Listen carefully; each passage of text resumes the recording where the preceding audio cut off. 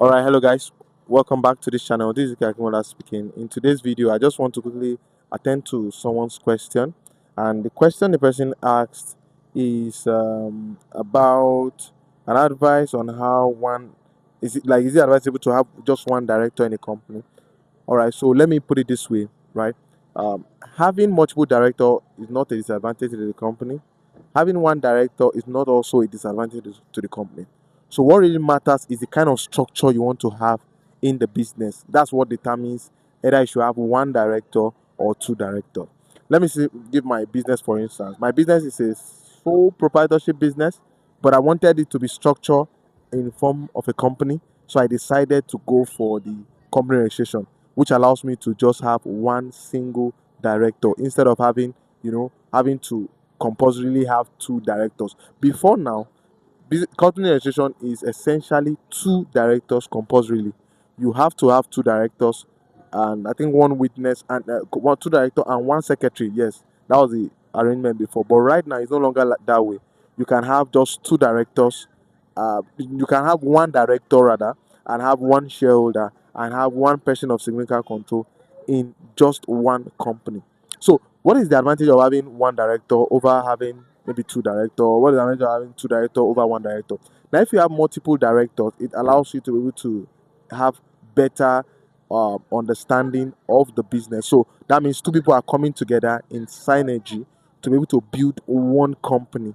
So, like the Bible says, one will chase 1,000, two will chase 10,000. Right? I believe in the sense of starting a business or a startup, and you have someone who is ready to commit 50% of whatever you're able to bring, which is 50% as well, into the business, then why not have both of you as directors in the business? If it's a business that two of you are partnering to start, right? So, but you can also have one director if it's something that if it's a business that you are just starting by yourself, and then later on in the future, when the business has grown and you need other people's input, either they are coming in as angel investors or they are just trying to, add more value to the business and increase your revenue in one way or the other, then it's fine for you to have more directors. So having one director is not a bad thing. Having two directors is not it's also a bad thing. It just depends on the kind of structure you want to have for your business. Meanwhile, there are some other companies that requires minimum of two directors and above, right? You cannot register them with just one director. You need to have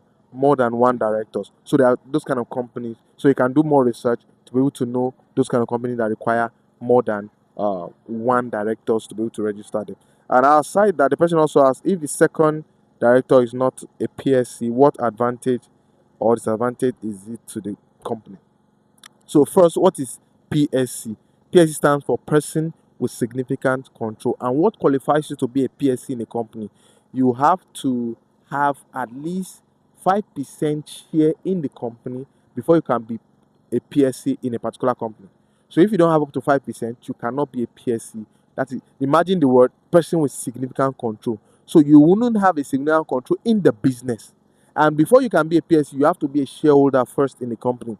So now the quantity of share that you have, once it crosses 5%, once it hits 5% and above, then you are a PSC of the company. So what is the contribution or what is the criteria of allotting percentage for a particular company? So the question is more better asked by the person that is bringing the business registration to you. So if maybe I want to register a business for somebody and I have two people that are shareholders, one of the questions I ask is that are you both bringing the same value into the company? So you understand, so that they will have a share allotment ratio. Are they sharing 50-50? Is it 60-40? Is it 40-60? Is it 70-30? Is it 90-10? Is it 95-5%, right? So it's a discussion that should have taken place, and they should have established a memorandum, between each other if you're having more than one person in the business. So the PSC place is not even as important as first defining who the shareholders of the company is. So once they have more than 5% shareholder, then they automatically become a person with significant control. I don't know if this question has answered the questions. Is this the question now? I don't know if this video has actually answered the question you've been asking. My name is Ngola Ezekiel, and I'll see you in the next one. Thank you and God bless.